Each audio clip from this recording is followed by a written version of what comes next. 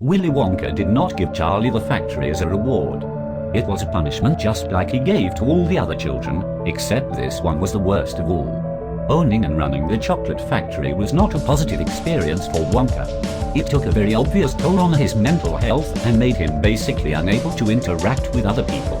The trials he laid out were to see if the potential kids could take care of the factory. Augustus Gloop proved he would either eat or contaminate the product. Violet couldn't follow rules and let her own temptations disqualify her. Veruca was just mean and couldn't get along with the workers' squirrels, and Mike basically failed for the same reasons Violet did. All of these kids would probably either ruin the factory or sell it for cash. But Charlie was the only one just gullible enough and innocent enough to take care of the factory and follow the rules forever, and Wonka saw that he was the only one suitable to push this hellish existence on. He'll be fine in the near future when his family is alive, but when they're all eventually gone, then he'll likely realize Wonka's factory was never a reward at all. Yeah, but the brand is world famous apparently, so he could just sell it to Kraft for billions and move to the Bahamas. Well, he's actually passionate about his product, his job, and the quality of his work, and he clearly sees that in Charlie.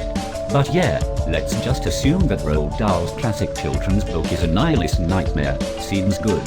Yo, for real, Dahl also wrote the children's book where a little boy watches a swan get murdered, the wings get stitched to his arms, and bullies force him to lie under a train. Dahl was dark.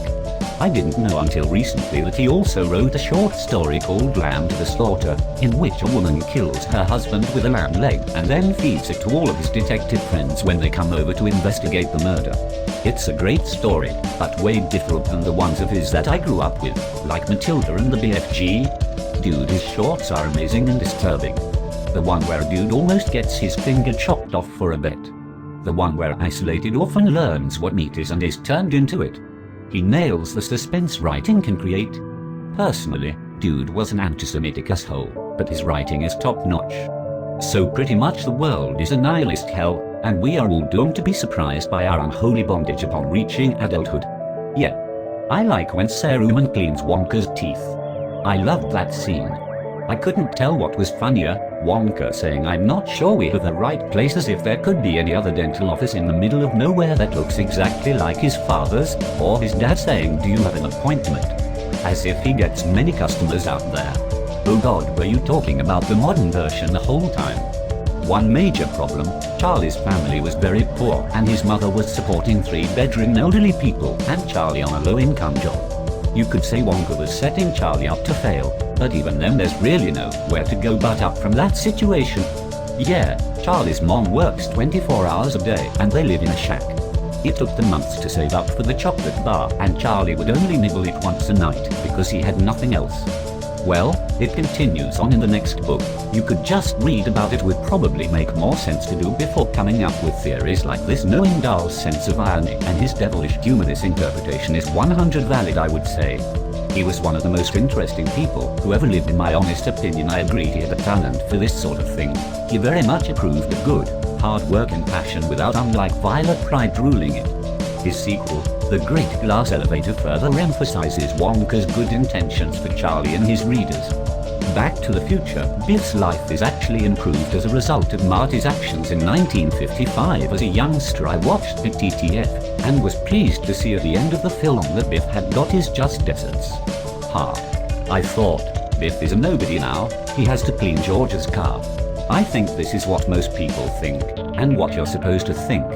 What I didn't notice, or at least, the meaning of it was lost on little me for some years, is Biff's truck in the background with his company logo, Biff's Automotive Detailing.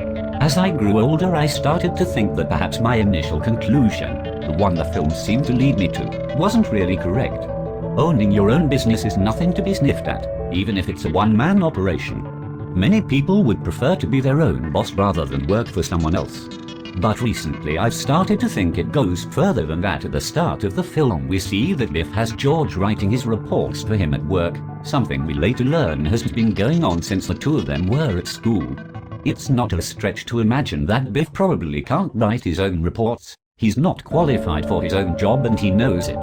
Imagine the fear of knowing that you rely on a subordinate for your job status. What would happen if that person left or died?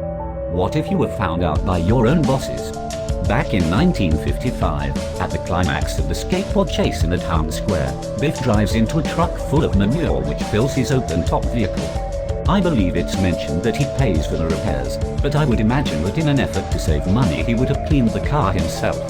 Again, I think it's no stretch to imagine that in the hours spent restoring his car he might have discovered, if not a love, then at least an aptitude, for auto detailing, leading him to start his business doing just that. So Biff goes from working a job he is not qualified for, in constant fear of someone discovering that fact, to owning his own business working at something he's probably pretty good at, something we should all know is quite satisfying. There's no doubt in my mind that Marty's actions changed his life for the better, just like everyone else's. I feel that has definitely more happened in the new timeline. It seems has let go of a lot of anger, while actually becoming friends with George. Totally. It's nice to think that while he was cleaning his car, and the many more in the years to follow, he had time to reflect on his past behavior and make some changes as a result. I mean, remember when George's new book comes in and he's genuinely happy for him. Especially if he was good at his job. No, he's just suppressing it around George because he knows he couldn't abuse Mr. McFly there. I wouldn't be entirely surprised if George was his only regular customer, hiring Biff every week to keep savoring the humiliation of watching the school bully clean his cars. You can definitely make the point that Biff's life is changed for the better, but Biff himself is still sleazy. Note how George has to watch him like a hawk to make sure he puts on both coats of wax that he is charging for and not cheating him by putting on one coat and charging for two. Actually, that could have been a honest mistake. Remember, he had already finished up waxing Marty's 4x4. So he could have honestly lost count of how many coats of waxing he had completed. The way George asks him shows this isn't the first time playing this game. Now, Biff. Don't gon me. That Biff. Rick and Mr. Poopy Butthole break the fourth wall because interdimensional cable has led them to recognize that there is a universe where they are on a television show. I like this. Rick has definitely been mugging the camera since season 1. And he intends to do so for another 97 years. I swear to God. I'm going to burn every McDonald's to the ground. Hit the sack, Jack. Watch out. Gotta get back to the past. Samurai Jack. AIDS. Grass tastes bad. Building on this, I'm pretty sure it's why Rick drinks. Think back to the episode where he's in a simulation. He knows almost immediately that he's in a simulation. Actually, this has been sort of a pattern. If you look at Ep 1 of Season 3, he immediately can tell it's bullshit. So, if someone were recording him, I think he'd be aware of it, too. And maybe realizing that there was no way to get out of it, and not understanding what the purpose of it was, or maybe questioning if he's actually a fictional character in some universes, it might drive him to drinking heavily while trying to cope with that. Just a thought. He notices irregularities to determine if he's in a simulation. Maybe some of the crazy wonky things he does in other episodes is to determine if he's in a simulation. The very first scene in the first episode is to determine if that Morty is capable of being an E-Patch Morty. I'm listening. I rewatched just now, and as the scene plays out, Rick threatens to drop a bomb on humanity after picking Jessica up. Morty disagrees and doesn't let this happen, going as far as taking control of the vehicle from Rick. Afterwards there's mention of it being a test as Rick passes out. Seems plausible to me. Putting Morty into that situation seems like a good indicator of moral character. That is my understanding as to why Rick is so depressed. He realizes he is just a cartoon character, he doesn't control his fate, and that he will cease to exist when he stops being entertaining. I don't think this means he is just a cartoon character, he just realizes that universes, like our real life, have cartoons that follow his life. He may have seen them, and just for the fun of it may address us directly. He still exists to him, but he is also a part of a TV show in another dimension.